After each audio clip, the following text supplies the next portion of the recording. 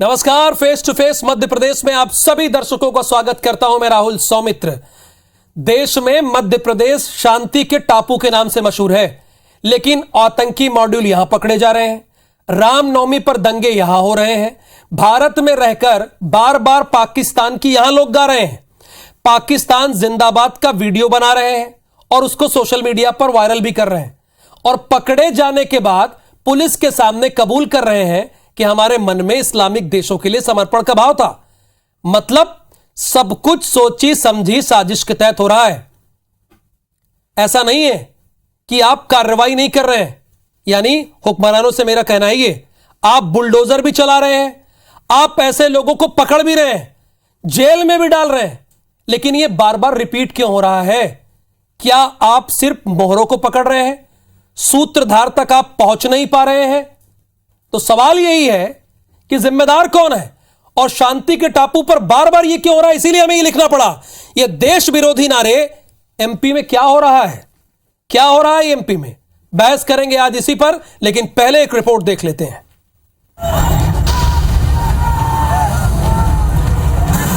शाहजहांपुर जिले के सुजालपुर में मुहर्रम जुलूस में पाकिस्तान जिंदाबाद के नारे लगाने के बाद छतरपुर के राजनगर में भी फेसबुक पोस्ट पर पाकिस्तान जिंदाबाद लिखा गया, जिसके बाद इलाके में तनाव की स्थिति थी।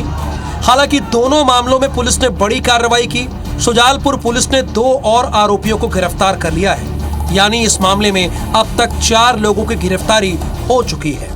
सभी को जेल भेजा चुका है।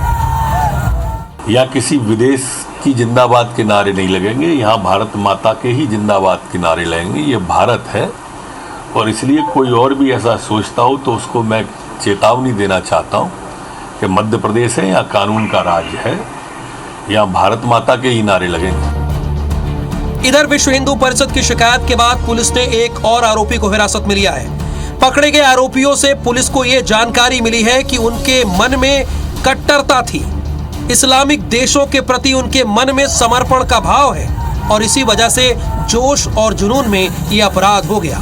हालांकि कांग्रेस इस मामले को लेकर मध्य प्रदेश सरकार की कानून व्यवस्था पर सवाल उठा रही है। सरकार पूरी तरह से बदहाल स्थिति में है, इसलिए ये सब चीज़ें होती है। अगर डर हो सरकार, क्यों डर? सरकार इवेंट मैनेजमेंट में ज़्यादा लगती है। अगर ज़मीन पे कानून व्यवस्था वो ठीक करे तो ये सब चीज़ें मैनेज हो सकती है। हो सकता है लोगों को रोका जा सकता है। मध्य प्रदेश में बढ़ती धार्मिक कट्टरता और जिहादी सोच के बढ़ते मामले प्रदेश की फिजा को खराब कर रहे हैं। मध्य प्रदेश में अगले साल विधानसभा के चुनाव है, उससे पहले मध्य प्रदेश में इस तरह लगातार बढ़ते मामले साफ अंदेशा कर रहे हैं कि चुनावी साल में प्रदेश में माहौल खराब कर इसका सियासी लाभ लेने की तैयारी तो नहीं की जा रही है। सुधीर दंडोतिया, IBC 24, भोपाल। तो स्क्रीन पर आपको 3 मेहमान भी दिख रहे हैं जो इसी मुद्दे पर बातचीत करेंगे। बालेंदु शुक्ला जी हैं, कांग्रेस के प्रदेश उपाध्यक्ष हैं और पूर्व में मंत्री भी रह चुके हैं। बालेंदु शुक्ला जी, आपका बहुत स्वागत। शंकर लाल तिवारी जी हैं, भारतीय जनता पार्टी के तेज तर्रार नेता है, आपका भी बहुत स्वागत है। और हमारे साथ पत्रकार भी अब रहेंगे। मृगेंद्र सिंह है, वरिष्ठ पत्रकार है, मध्य प्रदेश की राजनीति को बहुत अच्छे से जानते और समझते हैं। शंकर लाल तिवारी जी, पहला सवाल मेरा आपसे ही है। पूरे देश में मध्य प्रदेश शांति के टापू के नाम से मशहूर है, लेकिन बार बार ये क्या हो रहा है सर? बार बार रामनवमी पे दंगे यहां हो जा रहे हैं, देश विरोधी नारे बार बार यहां लग रहे हैं। पहले कटनी में लगे, उसके बाद अब फिर लग रहे हैं। ठीक है, आप कार्रवाई कर रहे हैं, लेकिन ये रिपीट क्यों हो रहे हैं बार बार? बिल्कुल ठीक कह रहे हैं आप, रिपीट नहीं होने चाहिए और इस तरह की किसी भी शक्ति को फन उठाने के पहले कुचलने का प्रयास होना चाहिए। सरकार ये प्रयास करती है, कर रही है, और उसके बावजूद भी कहीं ना कहीं बिलों से निकल करके ये जहरीले तत्व जो समाज में तरह तरह के विघटन और तरह तरह के दंगे फसाद कराना चाहती है, ये कहीं ना कहीं सिर उठाते हैं और इस पर जो है तो गंभीरता से सरकार कार्रवाई करे। और मैं एक बात आपसे कहना चाहता हूँ कि शांति का टापू ये प्रदेश रहा है, रहेगा, और जैसा कि अभी गृह मंत्री जी ने कहा, ये कुछ टुटपुंजिए फुलझड़ी लेकर के अगर खड़े हो गए हैं तो इससे मध्य प्रदेश की शांति पर भी कोई बहुत दखल नहीं होने वाला है, आप भी समझते हैं, और इनका कोई वजूद भी नहीं बनने वाला है, ना बचने वाले ऐसे में। इतना जरूर मैं कहूंगा कि कांग्रेस के मित्र हम सब कहीं ना कहीं देशवासी हैं और देश में प्रजातंत्र है, विपक्ष को पूरा अधिकार है सरकार की और अपने पक्ष विपक्ष की आलोचना समर्थन का। पर अगर कहीं कोई देश विरोधी नारे लगा रहे हैं कुछ तत्व और तिवारी जी, जिन्हें आप टटपुंजे कह रहे हैं ना, फुलझड़ी कह रहे हैं, उनकी वजह से खरगोन की जनता बहुत दिनों तक बाहर नहीं निकल पाई, वो अपने घरों में कैद थी। मैं मध्य प्रदेश, मेरी विनती सुन लीजिए, आधा सेकंड मुझे दे दीजिए। एक सेकंड से ऊपर दे रहा हूं। दंगों की बात कर रहे हैं, चलिए एक सेकंड, बिल्कुल जो आपने दंगों की बात की, जो दंगे मध्य प्रदेश में हो रहे हैं, वो दंगा एक अलग टाइप का है, वो एक अलग विषय है, उससे ये भी जुड़ा हो सकता है। उस पर पीएफआई में देश भर में कार्रवाई हो रही है, जांचें चल रही है, लोग गिरफ्तार हो रहे हैं, खाते सीज हो रहे हैं और इस पर सरकार निरंतर काम कर रही है। पर यदि आपसे मैं इतना कहना चाहता हूँ कांग्रेस के मित्रों से कि कम से कम इस तरह के मामलों में जहाँ देश विरोधी नारों की बात हो, पाकिस्तान जिंदाबाद के कोई नारे लगा रहा हो, वहां पर उसे वो राजनीतिक अवसर न मान, जो अपना राजनीतिक अवसर मान कर ऐसे मामलों में जो बहुत संवेदनशील मामले हैं बालेंदु जी, उसमें आप राजनीतिक अवसर खोजते हैं, उसमें आप राजनीतिक अवसर खोजते हैं, ये शंकरलाल तिवारी जी का कहना है।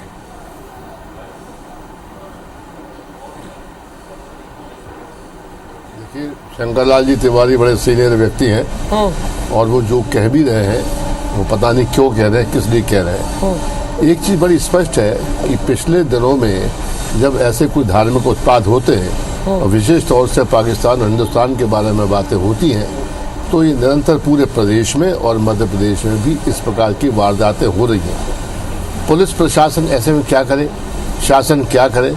तो शासन ने एक रास्ता ढूंढ रखा है कि तुरंत कोई कार्रवाई कर दो, तुरंत किसी को गिरफ्तार कर दो, उसको जेल में डाल दो, उसके खिलाफ क्या आरोप लगाए गए वो लगाते रहेंगे।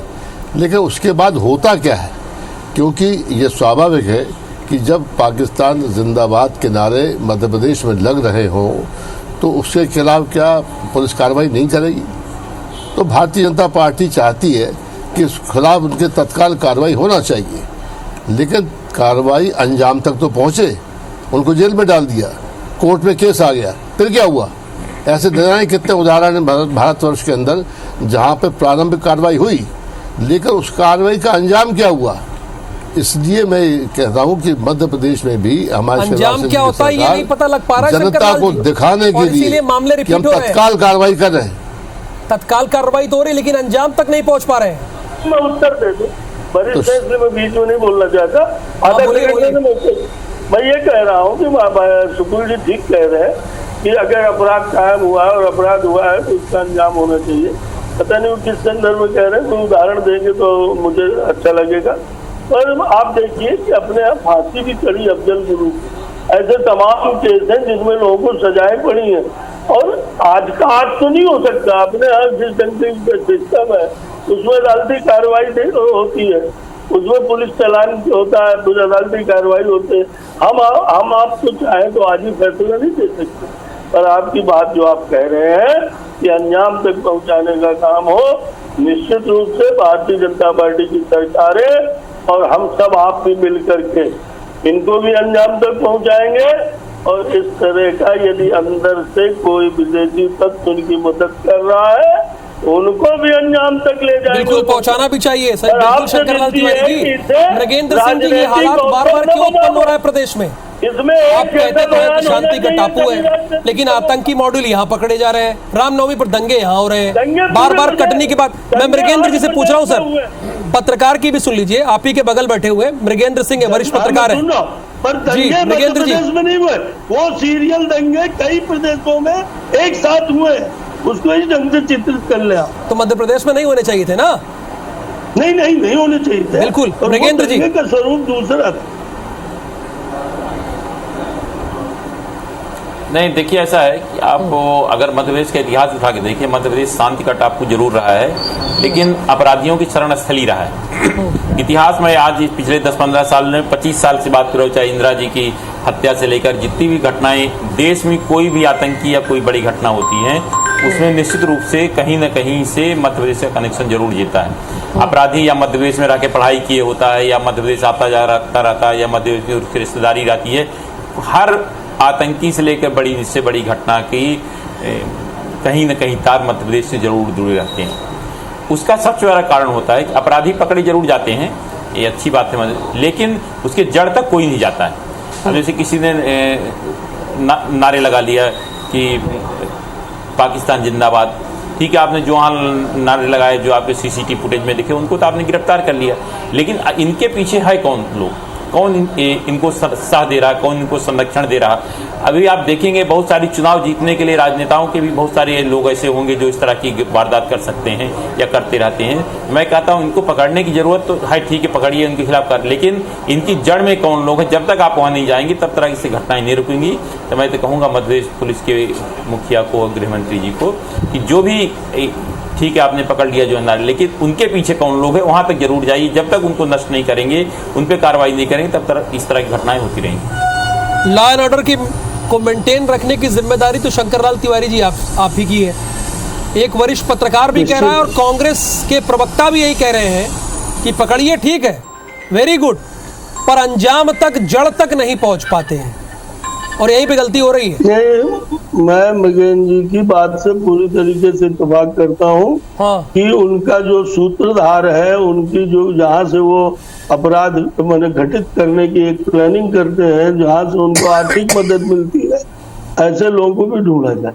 और मैं बड़े अदब के साथ कह रहा हूँ कि वो बहुत वरिष्ठ पत्रकार है मगेन जी, वो ये भी जानते हैं कि सरकार इस मामले में कोई कोताही नहीं बरतती, चाहे जिस पार्टी की सरकार रहे। ये सरकार पार्टी नहीं करती है, एक सिस्टम है, उस सिस्टम के अंतर्गत चाहे सीआईडी हो, इंटेलिजेंस हो, पुलिस फोर्स हो, ये सब मिल करके विदेशी आतंकवादी और इस तरह की विदेशी गतिविधियों को देखते हैं, मुझसे ज्यादा वो समझते हैं, और इस नाते उनकी ये अपेक्षा बिल्कुल वाजिब है। अभी PFI पे जो कार्रवाई पूरे देश के अंदर तमाम जगह हुई है, तमाम लोग पकड़े गए हैं, विदेशों में उनके सूत्र मिले हैं, खाते उनके सीज किए गए हैं, और निश्चित रूप से कोर्ट में भी ऐसे लोगों के प्रति कोई नरमी बरतने का सवाल नहीं। मैं मगन जी की इस बात से भी सहमत हूँ, शुक्ला जी की भी, इसमें निरंतर कार्रवाई की जरूरत है। और जहां तक लॉ एंड ऑर्डर का अन्य मामले हैं, उसमें आज देख रहे हैं कि मुख्यमंत्री जी सख्त है, सरकार सख्त है, कार्रवाइयां हो रही हैं, और मैं धन्यवाद करता हूँ कि गिरफ्तारी को आप जब सब कुछ सख्त है, जब पूरा सिस्टम मुस्तैद है, इतनी तमाम एजेंसियां हैं, तो ये हो क्यों रहा है बार बार?